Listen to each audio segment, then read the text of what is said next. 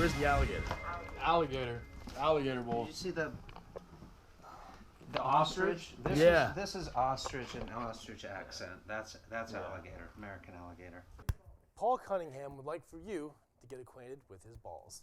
He's got big ones, little ones, even some hairy ones, actually, all nicely arranged in his busy workshop in Glen Rock, New Jersey.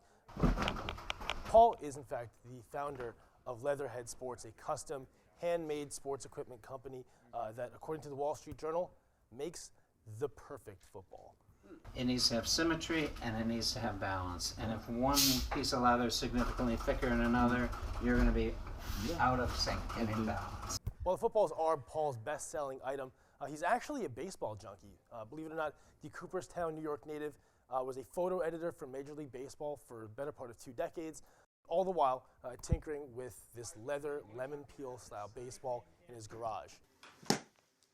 But, you know, there's a cycle to the baseball season that got to be tiresome after a while. And, you know, I was just working very hard on this hobby of mine, and the hobby really kind of took over. Paul left MLB in the mid-aughts to sell these lemon balls online, and then eventually expanded his scope to sell these footballs that everyone loves so much. Each ball is handcrafted, the leather cut into 4 different identical panels. Some pieces are embossed by a heat press, all of them sewn together by Debbie. The empty ball is then inverted, inserted with the bladder. I've got a technique where I roll it as tight as we can. Stick that in there. And then what we do is we'll fill the ball up. Then it's up to Chuck to lace that bad boy up. And as he puts it, sometimes it hurts to do good work.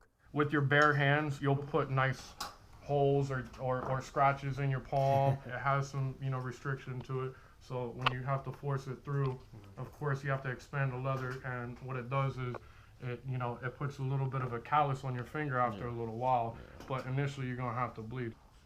And it's time to play. Oh, don't worry about that. As beautiful as these balls actually are, they're really meant to be played with. So how many is he able to crank out a year because it's so intricate? He makes about 15,000 of those a year.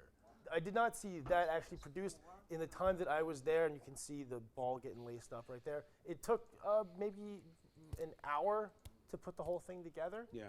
Check it out on his website, leatherheadsports.com, and see the rest for yourself.